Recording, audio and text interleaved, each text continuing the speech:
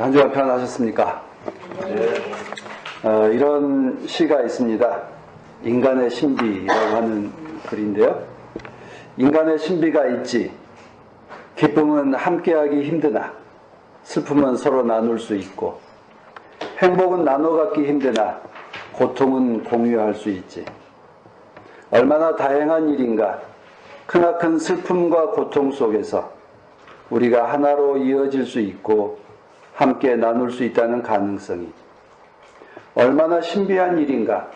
어둠 속에서 길을 찾을 때 친구의 발자국 소리가 들리고 새로운 인연과 기회들이 여명의 길로 밝아온다는 것이. 인간의 신비라고 하는 박노해 시인의 시입니다.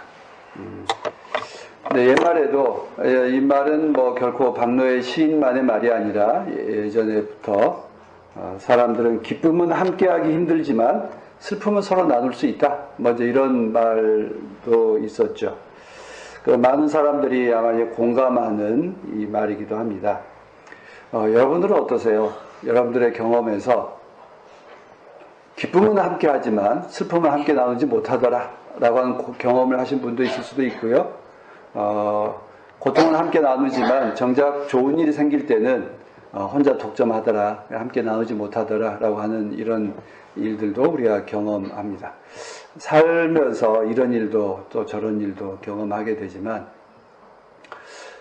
힘들고 어려울 때 함께 공감해주고 또 격려해주는 건 어떻게 보면 인간의 신비로운 일들 가운데 하나가 아닐까 싶습니다. 오늘 본문 말씀은 예수께서 예루살렘으로 가시는 길에 있었던 그런 일입니다. 올라가는 중에 오늘 이 이야기는 예수께서 예루살렘으로 올라갈 때 일어난 일이다. 예루살렘으로 올라간 일이 어떤 거죠? 고통을, 십자가를 지러 가는 가운데 이런 일이 있었다라고 하는 겁니다. 그런데 그 상황에서 우리가 성서를 다 아니까 그 십자가의 죽음에 있을 때 그 고통은 함께 나누지 않았죠. 기쁨은 함께 나누고 영광스러운 일은 함께 나눴지만 그 죽음의 고통에 대해서는 함께 나누지 않았다라고 하는 것을 봅니다. 앞서 제가 읽어드렸던 박노해 시인의 경험과 전혀 다른 경험을 우리가 보게 됩니다. 오늘 이 예루살렘에 올라가는 일에 있는 일이지만 거기에서 실제로 사람들이 근데 또 그 현장에서 또 다른 역설이 일어나고 있습니다. 나병 환자들은 어떻게 살았어요? 전부 다 세상에서 죽은 사람 취급당할 때 그들은 함께 살았어요. 함께 살았던 이야기입니다. 근데 오늘 이야기 벌어지고 있는 그 현장은 사마리아와 갈릴리 사이라고 하는 그 지리적인 공간입니다. 그러니까 그 경계선에 있죠. 사마리아와 갈릴리의 경계선. 아마 지리적 경계뿐만 아니라 마음의 경계이기도 할 것이라고 생각합니다. 주님께서 들어간 그 어떤 마을은 유대인 마을일까요? 사마리아인 마을일까요? 우리 통상 유대인 마을이라고 생각할 수는 있습니다만 그 말에 대해서 분명하게 말하지 않아요. 그래서 아무튼 유대인 마을인지 사마리아인 마을인지 알 수 없는 그 지리적인 경계 속에 우리가 처해 있습니다. 두 민족은 유대인과 사마리아 사람들은 같은 뿌리임에도 불구하고 서로 과거의 전통이 달라졌죠. 아시리아 사람들이 와서 강제 이주 정책을 하고 강제 혼인 정책을 하면서 사마리아 사람들은 혼혈족이다 라고 하는 것 때문에 유대인들에게 배척을 받았고 또 그들은 사마리아를 거기에 성전을 세우고 예루살렘 성전과 다른 전통을 만들어 왔습니다. 그래서 그 두 민족은 같은 민족이면서도 서로 다른 민족으로 같은 종교이면서도 다른 종교로 살았습니다. 마치 유대교와 기독교가 다르고 또 천주교와 개신교가 다르고 또 개신교 안에서도 뭐 장로교니 감리교니 한 것처럼 서로 달라져서 살아온 사이입니다. 이 분열의 역사 속에 그들은 살고 있습니다. 그런데 그런 점에서 이 두 민족은 서로 섞여 산다라고 하는 것이 여간 쉬운 일은 아니었습니다. 그런데 누가복음을 기록한 이분은 사마리아와 갈릴리 사이에 어떤 마을에 어떤 나병 환자 집단이라고 하는 이야기 속에서 우리들을 생각하게 이끌어가고 있습니다. 그 마을 어귀에서 나병 환자 사람을 만났습니다. 10사람을 만났다고 되어 있는데 10사람인지 100사람인지 알지 못하지만 10사람의 10, 즉 100% 사람들 속에 있는 이야기입니다. 그런데 거기 이 나병 환자 이야기 사람들은 어떻게 됐어요? 유대인과 사마리안 사람들이 섞여 있었다는 걸 알게 되죠. 처음에 딱 봤을 땐 잘 모르지만 섞여 있었어요. 그런데 몇 명이었을까요? 몇 대 몇이었을까요? 9대 1이었는지 뭐 1대 9였는지 알지 못하죠. 10사람 가운데 한 사람은 사마리안이었지만 그 9사람 가운데 사마리안이 또 몇 명이 섞여 있는지는 우리는 알지 못합니다. 그렇지만 아무튼 그 집단은 마을에 살 때는 분리돼서 서로 앙숙지간으로 살았지만 마을에서 쫓겨나서 광야에서 살아갈 때는 그 사람들은 유대인과 사마리안이 섞여 살았다라고 하는 것입니다. 그런 점에서 평안할 때 기쁨은 함께 나누지 못했지만 나병이라고 하는 이 고통 가운데에서 요새는 한센시병이라고 부릅니다만 이 고통 가운데서 그들은 함께 하나가 되어서 살고 있습니다. 처음부터 그랬던 건 아니죠. 그들도 분명히 처음에는 서먹했을 거예요. 그죠? 내가 비록 나병이 걸렸다 할지라도 사마리아와 같은 저 사람들하고 나는 섞여 살 수 없어 라고 말하는 사람도 있었을 거고, 또 나병은 내가 비록 걸렸지만 유대인 저 인간들하고 내가 섞여 사느니 차라리 혼자 살겠다라고 한 사람도 있을 수도 있죠. 근데 이 사람들은 같이 살았어요. 참 그런 점에서 아프고 어렵고 외로워졌을 때 서로 힘이 되어준다고 하는 것이 얼마나 우리의 마음을 열어주는, 고통이 우리의 마음을 열어주고 고통이 우리의 손을 열어서 이웃들과 손을 잡게 해주는 것 같아요.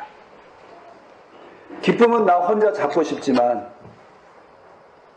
희망은 나 혼자 잡고 싶지만, 고통은 이웃들과 손잡을 때 반감될 수 있다는 거죠. 그런 점에서 참 인간의 어떤 신비, 박노의 시인이 이야기하는 것처럼 기쁨은 함께 나누지 못하지만 고통은 함께 나눌 수 있다라고 하는 이 신비로움을 우리가 체험하게 됩니다. 이들은 주님이 지나가는 걸 보고 소리를 지릅니다. 예수 선생이여 우리를 불쌍히 여기소서. 그런데 다른 말도 할 수 있지 않았을까요? 배가 고픕니다. 지금 고통스럽습니다.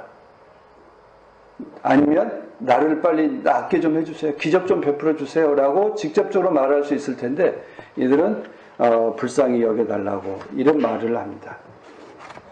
아마 자비를 베푸소서, 우리를 안타까이 여겨주소서, 아마 그 안에 모든 것들이 다 녹아져 있는 것 같습니다. 그러자 주님께서 대답합니다. 가라. 제사장들에게 내 몸을 보여라. 그래서 그들은 마을로 갔습니다. 돌아가는 과정에서 그들이 나왔습니다. 거기서 예수님의 이 그 언행 말씀을 보면 참 차라리 그래 이러한 내가 깨끗하게 해주겠어. 아니면 내가 자 너희들 가까이 안 와도 자 내가 널 안수하면 깨끗하게 됐어. 라고 그 자리에서 선언한 게 아니라 가라 제사장에 내 몸을 보여라. 그 함축적인 말로 그 모든 것을 다 담아놨습니다. 그런데 그 사마리아 사람이 어떻게 나왔어요? 주님께서 뭐라고 그래요? 나의 능력으로 주님께서 너를 낫게 해주셨다고 하지 않으셨어요. 뭐라고 그러셔요? 내 믿음이 너를 구원하였다. 그 왜 갑자기 그 너의 믿음을 담았을까요?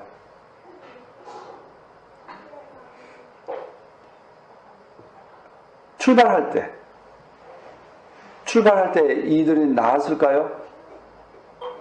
아니면 아직 나병인 상태였을까요? 출발할 때는 여전히 그들도 그 상태였을 것입니다. 예수를 등지고 마을을 향해 나아갔을 때 비로소 그들도 새로워질 수 있었다. 주의 말씀을, 그 약속을 믿고 출발했을 때, 그 말을 믿고 출발할 때 그들에게 변화가 생겼다라고 하는 제목을 우리가 볼 수 있습니다. 그리고 그들이 다 깨끗하게 10사람 가운데 10사람이 다 깨끗함을 받았는데 돌아온 사람 몇 명이에요? 한 사람입니다. 열의 9은 돌아오지 않았어요. 열의 9은 돌아오지 않았어요. 즉 90%는 돌아오지 않았다는 겁니다. 다시 말하면 오늘 우리가 주의 은혜를 입어도 열의 9은 주님께 감사하지 않는다는 것이고요. 주님께 돌아오지 않는다는 것입니다. 열의 9은. 그리고 또한 우리들 안에서도 열의 9가지에 대해서는 감사하지 않고 열의 하나 정도는 감사한다는 것입니다. 이 90%라고 하는 이야기가 단지 나와 먼 이야기가 아니라 내 안에서도 열의 9은 감사하지 않는다는 이야기로 들어야 되만이 아마 이 말씀이 내게 값진 생명의 말씀이 되리라고 생각합니다. 9사람은 은혜를 받았음에도 주님께 돌아오지 않았습니다. 또 우리는 열의 9가지의 은혜를 받았음에도 이 열의 9에 대해서는 감사하지 않는 것입니다. 우리는 평소에 우리 삶에 대해서 얼마나 성찰하고 살아갈까? 참 놀라운 건 우리가 살아가면서는 이 순간순간에는 이게 감사할 일인지 정말 내게 변화가 있는 일인지 알지 못한다는 것입니다. 이 열의 9사람, 아니 10사람 모두 다 출발할 때는 여전히 똑같은 선이었습니다. 낫지 않은 선이었어요. 출발할 때 돌아서서 몇 걸음 갔을 때 고쳐졌을까요? 한 걸음? 두 걸음? 마을 오기에 다 닿았을 때? 아니면 제사장에 도착했을 때? 언제 이들이 치유받았는지는 알지 못하지만 그들은 돌아온 그 발자국을 되돌아보면서 아, 내게 은혜가 이루어졌구나 라고 하는 것을 알았어요. 우리도 그런 것 같아요. 오늘 내가 삶을 살아갈 때 참 이게 어떤 방향으로 갈지 알지 못합니다. 그렇죠?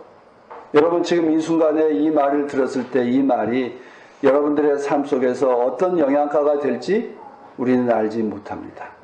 그러나 되돌아보면서 주의 말씀이 내게 생명의 말씀이었습니다 라고 깨닫는 그 순간 아마 이 말씀이 우리에게 참 은혜입니다 라고 고백하게 될 것입니다. 그래서 중국에서 역사를 설명할 때 하는 말이 있어요. 전사불망, 앞 일을 잊지 말고 후사지사, 뒤에 선생이 될 수 있는 일이다 라고 하는 이야기입니다. 우리가 이런 이야기를 들을 때 우리 마음 가운데 생각나는 건 그런 큰 은혜를 받은 사람이 어떻게 은혜를 잊을 수 있을까? 라고 말하죠. 배은망덕하다 라고 이야기를 합니다. 근데 그 배은망덕한 사람이 몇 명이에요? 열의 9이라는 것입니다. 그리고 우리도 역시 열의 9가지는 감사하지 않은 채 배은망덕하며 살고 있다는 이야기이기도 합니다. 어떤 신학자가 그렇습니다. 모든 은혜 가운데 가장 큰 은혜는 감사할 줄 아는 은혜다라고 이야기를 했습니다. 우리가 삶을 살아가면서 감사할 줄 안다는 게 얼마나 복된가 하는 것입니다. 우리 속담에 하는 말이 있죠. 원수는 어디에 새겨요? 에? 원수는 돌에 새기고 은혜는 물에 새기고. 이게 우리의 속성이지만 속담에 은혜는 물에 새기고 은혜는 돌에 새겨라 라고 한 말입니다. 에? 그런데 실제 우리는 어떻게 살아요? 원수는 돌에 새기고 은혜는 물에 새기고 그걸 살아갑니다. 우리가 은혜를 돌에 새기고 원수는 물에 새길 수 있는 우리의 마음이 될 수 있기를 간절히 바랍니다. 은혜를 잊어버린 사람 9사람은 유대 사람이었다고 하지만 결코 9사람 모두 다 유대인이라고 말할 수는 없어요. 그 안에 사마리아인이 얼마나 섞여 있는지 알지 못하고요. 근데 그 사마리아 사람을 강조한 이유는 유대인들에게 가르침을 주기 위해서 도입된 이런 아마 그런 점이 아닐까 싶습니다. 하나님의 자비를 받고서도 감사하지 않는 사람들이 누구냐? 유대인만이 그럴까요? 오늘날 기독교인들도 그렇고 또 다른 종교인들도 역시 그러합니다. 우리 기독교인이라고 해서 잘나고 마땅히 받아야 되고 마땅히 뭘 잘하고 있는 뭐 이런 건 결코 아닙니다. 세상에 나가보세요. 가장 손가락질 받는 사람이 누구예요? 많은 종교인들 가운데 기독교인이고 목사고 그렇습니다. 교회가 클수록 오히려 더 손가락질을 받습니다. 왜냐하면 거기에 걸쳐져 있는 사람들도 많고 또 해야 될 기대하는 바가 크기 때문에 그렇습니다. 그렇지만 우리가 기독교인으로서 자부심 있게 살아가려고 한다면 고난 가운데 감사할 줄 아는 사람, 열의 9은 감사하지 못한다 할지라도 나 한 사람은 감사하는 사람으로 살아가겠다라고 결심할 수 있을 때 우리는 참된 그리스도인이고 또 주님께 영광을 돌리는 그런 복된 삶이라고 말할 수 있습니다. 우리는 고난 가운데 처해 있을 때 어떤 태도를 취하느냐, 그것이 곧 우리의 삶의 모습이지 않을까 싶습니다. 바울 사도가 디모데 그 제자에게 보낸 편지를 오늘 읽었습니다. 뭘 기억하라고 그러셨어요? 예수 그리스도를 기억하라. 그리고 내가 전한 복음을 기억해라 하는 것입니다. 누구의 복음이 아니라 자기 스승이 전한 복음을 기억하고 예수를 기억하라 하는 것입니다. 그런데 이 말을 왜 했을까요? 지난주에 읽었지만 디모데는 매우 힘들고 어려운 과정에 처해 있습니다. 낙담해 있습니다. 왜 그러죠? 자기 스승이 감옥에 갇혀 있기 때문입니다. 또 자기가 전하고 있는 교회에서 결코 좋은 일이 많이 일어나진 않았던 것 같아요. 그래서 힘들고 지쳐 있었습니다. 그래서 바울 사도가 나를 본받으라고 나를 기억하고 예수를 기억하라고 말합니다. 어떻게 보면 디모데라고 하는 그 자기 제자에게, 한마디로 요새 같으면 목사에게 예수를 기억해라, 복음을 기억해라 라고 하는 말을 하는 겁니다. 얼마 전에 한번 뉴스에서 나왔죠. 한경직 목사가 한 말이죠. 자기 찾아온 목사와 장로들한테 뭐라고 그랬다고요? 예수 잘 믿어라 그랬어요. 예수 잘 믿어라. 딱 요 대목입니다. 자기 제자인 디모데에게 스승인 나를 기억하고 예수를 기억해라 라고 한 것입니다. 왜 그랬냐? 그가 제대로 살지 못하고 있고 또는 흔들리고 있기 때문입니다. 디모데에게 한 말씀의 핵심이 뭐죠? 나는 지금 감옥에 매여 있지만, 감옥에 죄수처럼 매여 있지만 하나님의 말씀은, 복음은 매여 있지 않다. 우리가 보기에 성경은 이 죽어있는 이 문자처럼 보이지만 오히려 나는 자유롭고 성서는 굳어져 있는 것 같지만 나는 매여 있고 성서는 자유롭다. 주의 말씀은 자유롭다 하는 것입니다. 왜 그러냐? 우리 모두에게 새로운 힘을 주고 희망을 주기 때문이다라고 하는 것을 역설하고 있습니다. 그런 가운데 정말 고난 가운데 주의 복음을 기억하고 주의 역사하심을 기억한다라고 하는 결코 쉬운 일이 아니다라고 하는 것입니다. 우리는 감옥에 매여 있는 선생을 보면서 복음도 역시 매여 있다. 선생이 패배한 걸 보고 역시 복음은 패배했다라고 생각하기 쉽습니다. 그러나 바울 사도는 나의 인격과 복음을 분리함으로 오히려 복음의 힘과 자유로움을 강조하고 있습니다. 우리가 교회에 보면서 복음에 대해 실망하는 사람들도 있습니다. 예수는 존경하지만 아니 요새 그 기독교인을 보면서 나는 예수를 믿을 수 없다라고 말하기는 사람 부지기수로 많습니다. 우리는 여전히 기독교를 대표하고 있지만 우리 자체가 예수는 아닙니다. 우리는 복음을 따르는 사람이지만 복음 자체는 아닙니다. 그렇기 때문에 언제나 겸손해야 됩니다. 내가 알고 있는 복음이 전부가 아니고 내가 알고 있는 예수가 전부가 아니라고 하는 것을 겸손하게 인정할 수 있을 때 우린 세상에 나가서도 겸손한 자로 살아갈 수 있고 언제나 감사한 사람으로 살아갈 수 있습니다. 내가 알고 있는 복음을 내가 살고 있는 행하고 있는 복음이 마치 진리 그 자체인 것 마냥 왜곡하고 과장할 때 우리는 비난받고 손가락질을 받기 쉽습니다. 특별히 누가? 저와 같은 목사들이 특별히 복음을 잘 믿는다라고 하는 믿음이 좋다고 한 사람들일수록 겸손해져야 합니다. 겸손해지지 않을 때 우리는 결국 교만할 때 죄를 짓습니다. 지난 예장 총회가 그랬고 많은 총회들이 소위 예수를 잘 믿는다는 사람들이 범하기 쉬운 과오가 그러합니다. 오늘 예레미야서의 편지를 누구한테 보냈어요? 장로들과 제사장과 고관들에게 보낸 편지입니다. 핵심이 뭡니까? 잘난 척하지 말고 거기서 장가가고 시집가고 거기서 준 곡식 먹고 그곳의 평안을 위해서 살아라. 참고 기다려라 하는 것입니다. 몇 년 동안? 70년 동안.